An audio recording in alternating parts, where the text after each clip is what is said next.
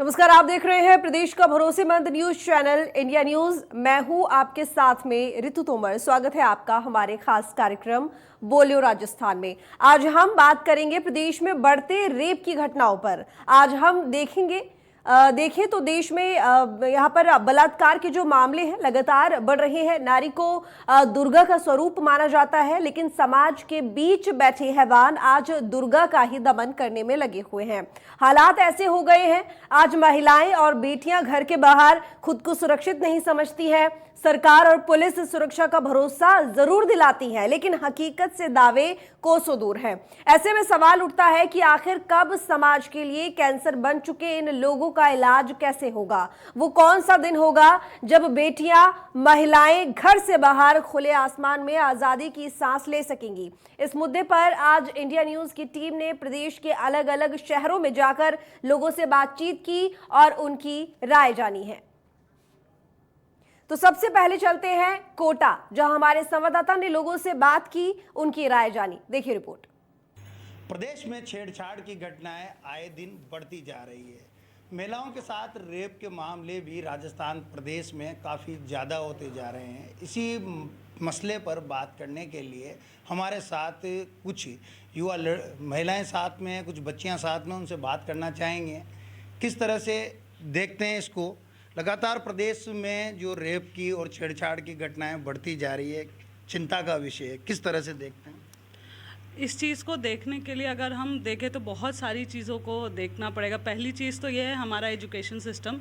जिस तरीके से हम लड़कियों को बड़ा करते हैं और जिस तरीके से लड़कों को बड़ा करते हैं, उसमें बहुत बड़ा डिफरेंस है। हम लड़कियों को हर चीज़ सिखाते हैं, सलीके से बैठो, सलीके से कपड़े पहनो, उठो, खाओ पियो, बाहर इस समय पे जाओ, घर इस समय पे वापस आओ। ये सेम चीज़ क्या हम लड़कों को भी सिखाते हैं या नहीं?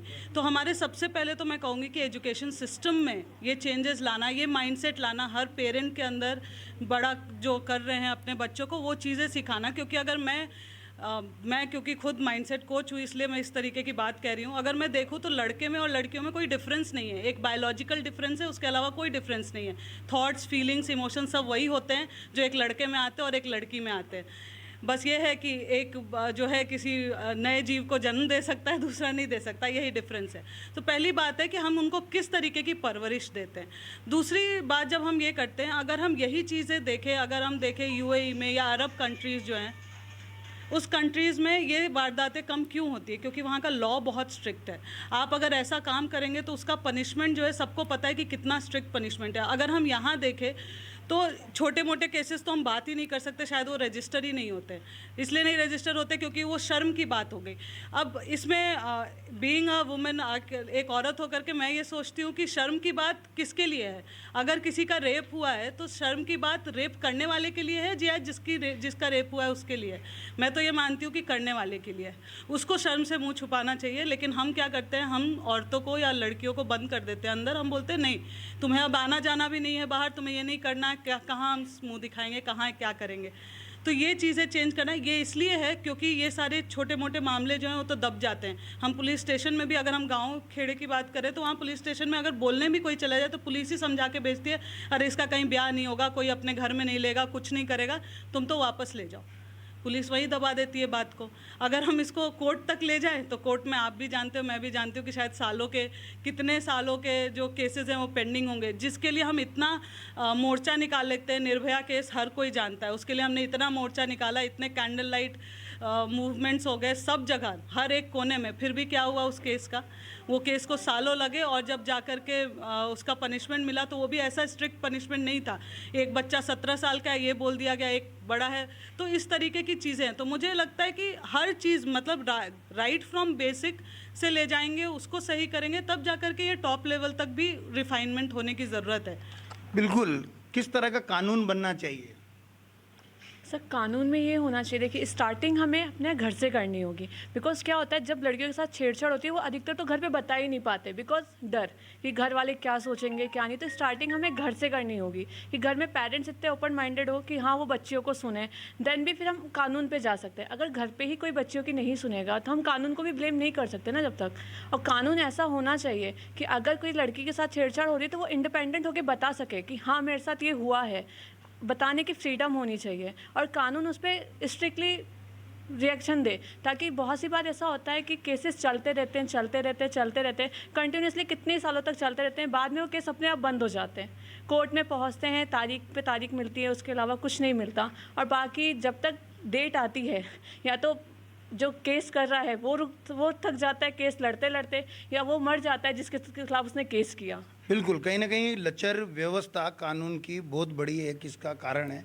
किस तरह के कानून बनने चाहिए और किस तरह से महिलाओं को इसके प्रति जागरूक होना चाहिए? सर, महिलाओं को इस प्रति जागरूक होना चाहिए, क्योंकि उन लोगों को ये चीज़ पता, जिसके साथ ये सब चीज़ें हो रही है, सबसे पहले तो उनको जागरूक होना चाहिए। वो ये सोच लेते हैं या लोगों के बहकावे में आ जाते हैं कि नहीं, मुझे इसके लिए मुझे केस नहीं लड़ना है, या मैं घर में ही ठीक हूँ। उनके या तो पेरेंट्स उनको बोल देते हैं कि नहीं, तुम्हारी शादी नहीं होगी आगे, या तुम आगे या अगर कोई ग्रेजुएशन में है तो फिर मैं आगे पढ़ाई नहीं कर पाऊँगी, मैं बाहर नहीं जाऊँगी। तो इस चीज़ के लिए वो लोग पीछे हट जाते हैं, जबकि ये नहीं होना चाहिए सर। इस चीज़ के लिए उनको आगे बोलना चाहिए, ताकि ये आगे वाली पीढ़ी के साथ ये सब चीज़ें ना हो।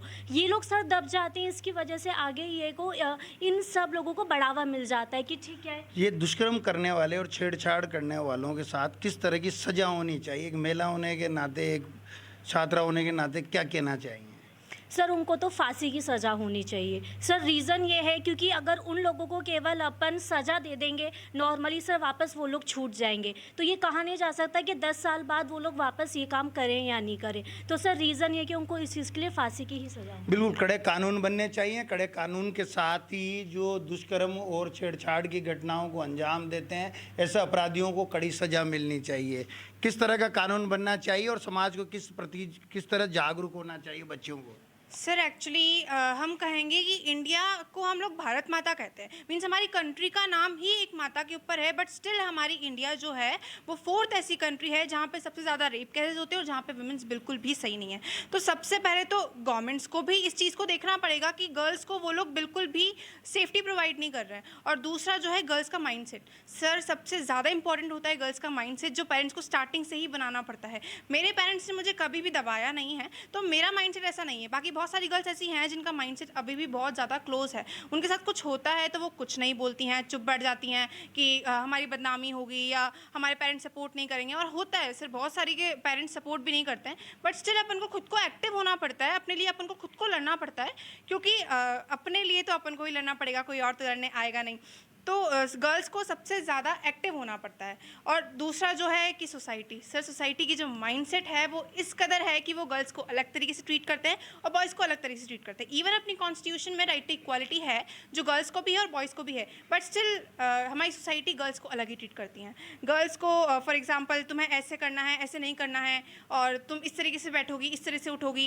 क्योंकि sir I am also a girl, मेरे बहुत सारे रिलेटिव्स ऐसे हैं जो इस तरीके से मुझसे बिहेव करते हैं और मुझे बड़ा गुस्सा आता है। तो मैं उस पर जब एक्टिव हो जाती हूँ, जब बोलती हूँ, तो लोगों को ऐसा लगता है कि ये लड़की तो बहुत ज़्यादा एक्टिव है, या मतलब इससे कुछ बोलना बेकार है। तो सर गर्ल्स को जब वो एक्टिव होती है और बोलती है ना, तो सोसाइटी उनको बदनाम करने की कोशिश करती है कि ये लड़की तो है ही ऐसी। तो वहाँ पे सर सोसाइटी को, गवर्नमेंट को, पेरेंट्स को, सबको अपना माइंडसेट चेंज करना पड़ेगा। बच्चियों के साथ छेड़छाड़ की घटनाएं होती है, बच्चियां कह नहीं पाती है, लगातार अपराधियों के हौसले बुलंद होते हैं। एक छात्रा और महिला होने के नाते क्या सजेस्ट करना चाहते हो आप? सर मैं तो यही कहना चाहूँगी, सामने वाला तभी बढ़ता है जब आप उसको मौका देते हैं। अगर आप उसको वो कुछ करने जा रहा है, आप उसको वहीं रोक दोगे तो आगे बढ़ेगा ही नहीं। एक थॉट है सर कि अगर गंदी नज़रों को नहीं रोका जाएगा तो गंदे हाथ बढ़ेंगे। तो वही बात है कि अगर आप कोई आपको घूर रहा है, बदतमीज़ी आपकी आंखों से कर रहा है, तो आप उसको वहीं रोक दो या उसी के खिलाफ आप वहीं पे एक्शन ले लो, वरना वो आगे पक्का बढ़ेगा। क्योंकि आपने उसको मौका दिया, आपने उसको वहाँ नहीं रोका है, तो वो आगे पक्का बढ़ेगा। और वो बढ़ेगा तो आपके ऊपर गंदे हाथ भी जाएंगे, और फिर उसके बाद तो जैसा कि सोसाइटी में होता है कि गर्ल्स को जब ऐसा कुछ हो। प्रदेश में छेड़छाड़ की घटनाएं बढ़ रही है, इस पर बात करने के लिए हमारे साथ कुछ और लोग भी मौजूद हैं। किस तरह के कानून बनने चाहिए, सरकारों को किस तरह से काम करना चाहिए? सर फर्स्ट ऑफ ऑल मैं एक ये चीज़ बोलूँगी, अगर कोई इंसान ये रेप केसेस या ये सब कर रहा है, वो मेंटली फिट नहीं है। पहली चीज़, वो ऑलरेडी किसी चीज़ पे होगा, मतलब उसका माइंडसेट सही नहीं है, तो पहले तो उसको फांसी से ज़्यादा उसका माइंडसेट पढ़ना चाहिए कि वो करा क्यों उसने। मे भी हो सकता है उसके साथ ऐसा नहीं है कि only men are doing this, women might be also taking in part of these kind of activities। बहुत सारी चीज़ें होती हैं, I am not blaming any gender, but awareness छोटे बच्चों, as many of the people have said, छोटी होते ही बच्चों को सिखा दिया जाता है कि आप लड़के हैं, आप घर का काम नहीं करेंगे, आप लड़की हैं, आप घर का ही काम करेंगी, लड़की होते आप बिज़नेस नहीं संभाल सकती, आप घर के बाहर नहीं जा सकती। इन चीज़ों से जो बच्चे होते हैं, छोटे से लड़के होते हैं, उनको पता होता है कि हाँ, हमारे पास ज़्यादा पावर है, हम ब्रेड अर्नर्स हैं हमारी फैमिली के, तो हम कुछ भी कर सकते हैं। डोमेस्टिक वायलेंस होता है, ये सब होता है, ये क्योंकि बचपन से ही उनको सिखाया जा रहा है। एकदम से एक दिन में सडन चेंजेस नहीं आते। जो रेपिस्ट बनता है वो एक दिन में नहीं बनता, बचपन से ही उसके दिमाग में वो चीज़ें फीड करी जाती हैं। तो इससे लॉज और ये सब हमारे को एक दिन में नहीं चेंज करना है, हमें उनका माइंडसेट चेंज करना है। मे बी आज जो छोटे बच्चे हैं हम उनको ये चीज़ सिखा सकते हैं कि कैसे तुम्हें बच्चों से बात करनी है, अपनी fellow classmates, female fellow classmates से कैसे। आजकल स्कूलों में भी गुड टच और बैड टच की शिक्षा दी जाती है, इसको किस तरह से देखते हैं और इसको देने का कारण क्या है? क्योंकि यही कारण मानते हैं कि लगातार अपराध बढ़ रहे हैं, इस तरह की घटनाएं आती है। तो गुड टच बैड टच, जैसे बहुत सारे लोगों ने बोला कि आंखें आ रही हैं तो हाथ भी ज़रूर आएंगे, तो उसी चीज़ों को ही हमें रोकना है। बच्चों को वही चीज़ सिखानी है कि हाँ, आप दोनों इक्वल है। इक्वालिटी डजंट मीन कि आपको एक काम कर रहे हो दूसरा काम कर रहे हो तो आप दोनों को 500 रुपीज़ पर डे मिल रहा है, दैट इज़ नॉट इक्वालिटी। आपके ऑफिस में वो कल्चर भी सेम होना चाहिए कि किसी भी औरत को या फिर मेल है, दोनों को सेम पोजीशंस भी मिले। तो ये good touch bad touch her एक चीज़ में ओवरऑल हॉलिस्टिक माइंडसेट पे हमने फोकस करा। कहीं ना कहीं समाज को पुरुष और महिला में फर्क करना छोड़ना पड़ेगा, कहीं ना कहीं महिलाओं को समानता का अधिकार देना पड़ेगा। कानून की जो प्रक्रिया है उसे और जटिल करना पड़ेगा, तब जाकर प्रदेश में कहीं ना कहीं इस तरह की घटनाएं रुक पाएगी। कैमरामैन विक्रम सिंह चौहान के साथ राजेंद्र भारद्वाज। तो वहीं अजमेर से भी हमारे संवाददाता ने लोगों से बात की और उनकी राय जानी। देखिए रिपोर्ट। प्रदेश में देखा जा रहा है, देश भर में देखा जा रहा है कि रेप के केसेस अब धीरे धीरे आम होते चले जा रहे हैं। जहां देखो वहीं बलात्कार, जहां देखो वहीं अश्लील हरकतें, जहां देखो छेड़छाड़, मासूम बच्चियों को देख लो या बुजुर्ग से बुजुर्ग महिलाओं को देख लो, आपराधिक तत्व जो है इनके साथ बदमाशी करते हुए बाज नहीं आते हैं। हमारे साथ में अजमेर शहर शहर पुष्कर के कुछ लोग हमारे साथ मौजूद हैं जिनसे हम इस बारे में खास चर्चा करेंगे। जिस तरीके से देखा जा रहा है कि प्रदेश भर के अंदर जो है बलात्कार के केस आम हो रहे हैं, क्या कहेंगे इसके बारे में? इसमें अपना देश का कानून जो है बहुत लचीला है और जो अपराध करता है उसको 10-20 दिन में छुड़वाने की कोशिश करते हैं।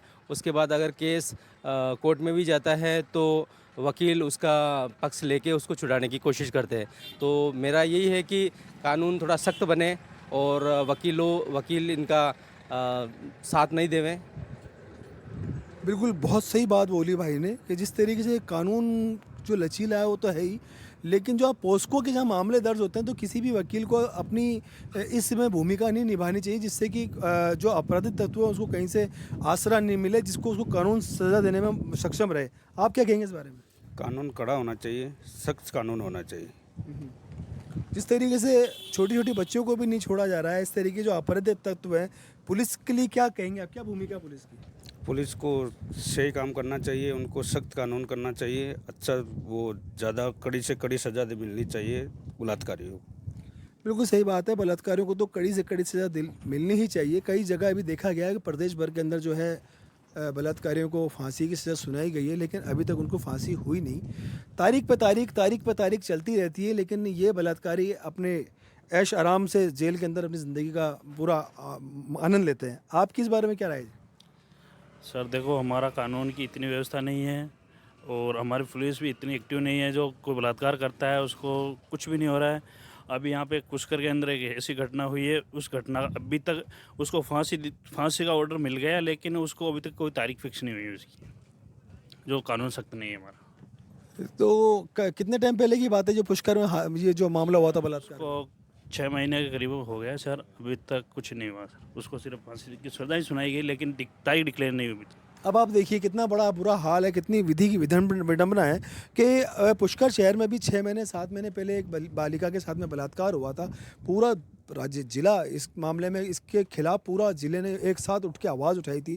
उसके बाद कोर्ट ने उस अपराधी युवक को जो है फांसी की सज़ा सुना दी, लेकिन अभी तक तारीख डिक्लेयर नहीं हुई कि उसको किस तारीख को उसकी जो है उसको फांसी चढ़ाई जाएगी। इसी को लेकर के ऐसे लोगों में जो आपराधिक तत्व हैं, जो बलात्कारी हैं, उनके हौसले बुलंद होते हैं और वो अपने इस काम को अंजाम देते ही चले जाते हैं। सरकार का डर, प्रशासन का, पुलिस का, किसी का खौफ इनमें नहीं है। इसी को लेकर के अगर प्रशासन में और सरकार अगर इसको सख्त कानून अगर इसका बनाती है तो बेशक इन लोगों में खौफ और डर पैदा होगा, जिससे इस पर अंकुश लगेगा। शंकर गोमा के साथ जावेद खान, इंडिया न्यूज़, पुष्कर। अब चलते हैं जोधपुर, जहां हमारे संवाददाता ने लोगों से बात की और उनकी राय जानी। देखिए रिपोर्ट। शायद ही कभी कोई ऐसा दिन आता है जब बलात्कार का समाचार हमारे सामने नहीं आता। सभी कड़े कानूनों के बावजूद बलात्कार पर पूरी तरह से रोक नहीं लग पाई है। जोधपुर में कुछ लोग हमारे साथ हैं जिनसे बात करते हैं। क्या कारण है कि बलात्कार पर पूरी तरह से रोक नहीं लग पा रही? कुछ तो कानून यहाँ के बहुत कमज़ोर है और फैसला आने के लिए बहुत टाइम लगा लेते हैं, जितने उनको जमानत मिल जाती है। और कड़े कानून आएंगे जब इस पर पूरी लगाम लग पाएगी। और जैसे कि इनको फास्ट ट्रैक के अंदर इसकी सुनवाई होनी चाहिए, जिसके अंदर जल्द से जल्द 72 घंटे या 24 घंटे के अंदर इनका फैसला है तो इनके अंदर थोड़ा खौफ आएगा। अन्यथा ऐसे ही है, बलात्कार चलते रहेगा। ऐसा कुछ कड़े कानून आने से ही और जल्द फैसला आएगा तो ये होगा। जैसे बाहर दुबई में देख लो, बहुत कड़े कानून है, हाथों हाथ ऑन द स्पॉट फैसला होता है। तो इस वजह से ऐसे कानून लाने पड़ेंगे तो इनको खौफ आएगा, तो ये कम होगा। जल्दी सुनवाई हो, फास्ट ट्रैक के जरिए सुनवाई हो, तभी इसका खौफ पैदा होगा बलात्कारियों में और इस पर रोक लग पाएगी। आप क्या मानते हैं? सर मैं ये मानता हूँ जैसे बलात्कार जैसी चीज़ों के लिए कम से कम जैसे सजाए मौत ऐसा कुछ आना चाहिए, जिससे क्या खौफ होगा तो ही बंदा बलात्कार नहीं करेगा, अन्यथा तो ये ऐसे ही चलता रहेगा कंटिन्यूसली। आप क्या मानते हैं कि कानून के अलावा सामाजिक स्तर पर जागरूकता लाने के लिए भी कोई प्रयास करना चाहिए? हाँ, जागरूकता तो बहुत ज़रूरी है, क्योंकि आज के टाइम में जागरूकता लोगों में बिल्कुल भी नहीं है। ठीक है, जैसे आप सबसे पहले तो नेट वगैरह जो हो रही है, जिस पे कुछ गलत टाइप की साइटें हैं, पहले उनको रोक लगाई जाए, ताकि जो भी मन की जो भी हो, कुछ इंसान के मन की जो भी हो, वो इस टाइप की जागरूक ना हो। इंटरनेट पर पॉर्न साइटों पर रोक लगाई जानी चाहिए, कानून को और कड़ा किया जाना चाहिए। हालांकि पॉक्सो एक्ट आने के बाद कानून काफ़ी कड़ा है। पॉक्सो एक्ट जो है उसमें फांसी तक की सज़ा और उम्र कैद की सज़ा तक का प्रावधान किया गया है। इसके बावजूद घटनाओं पर रोक नहीं लग पा रही है। यह विचारणीय विषय है। कैमरा पर्सन जुगल नवल के साथ ललित परिहार, इंडिया न्यूज़, जोधपुर। तो फिलहाल बोले राजस्थान में इतना ही। देखते रहिए इंडिया न्यूज़ राजस्थान।